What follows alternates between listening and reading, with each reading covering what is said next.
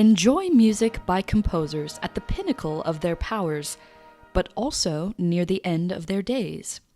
Mozart's Overture to the Magic Flute sets the scene for his final opera, which debuted just 9 weeks before his death.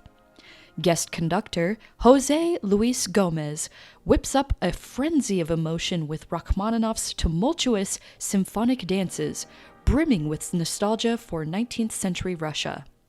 The eminent violinist Rachel Barton Pine returns to the Phoenix Symphony as soloist for the Violin Concerto No. 2, composed by Florence Price, the first African-American woman to have a symphony performed by a major orchestra.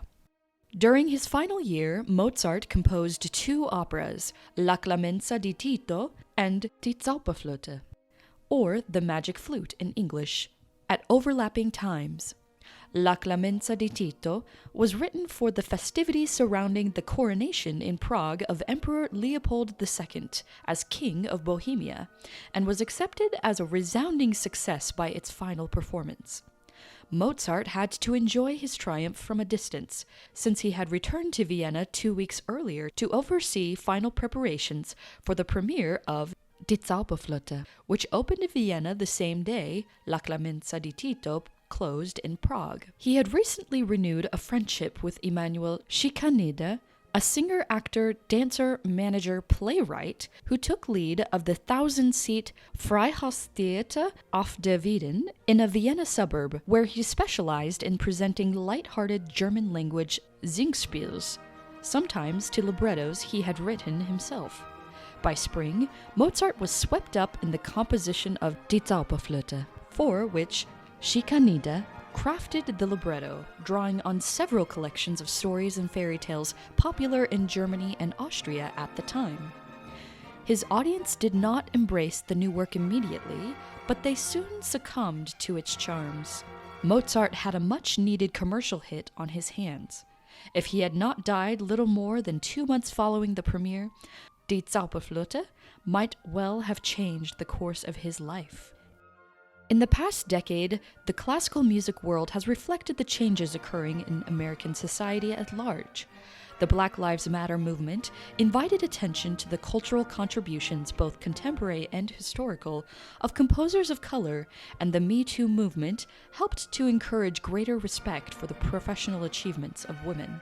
Florence Price stood as an emblem of the historical intersectionality of these shifts, and the music of this remarkable African-American woman of the late 1920s through the early 1950s promptly gained an avid following.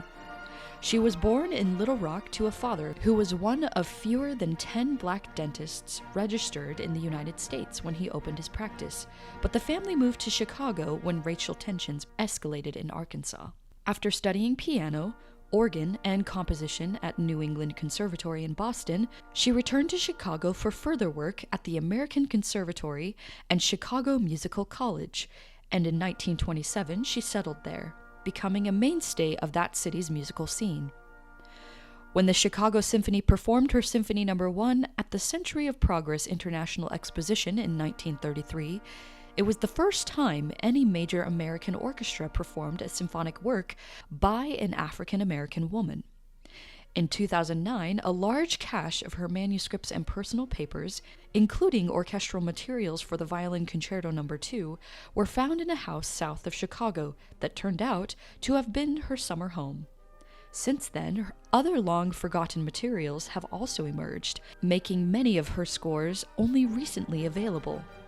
The Second Violin Concerto was her last large-scale composition, composed in 1952, a year before her death, and it was commissioned in May 1952 by a consortium of music organizations, including the Illinois Federation of Music Clubs, the Chicago Club of Women Musicians, the Lakeview Musical Society, and the National Women's Music Sorority, Mu Phi Epsilon. Sergei Rachmaninoff nearly abandoned composition of his first symphony after it was derided by critics when he first unveiled it in 1897. For the next 3 years he wrote nothing, but then began working with a physician who was investigating psychological therapy through hypnosis. And by 1901 he was back on track as a composer.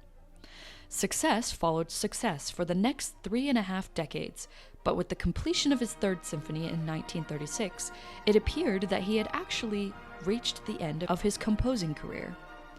He was preparing to retire to a lakeside villa he had built in Switzerland, but the outbreak of World War II disrupted those plans.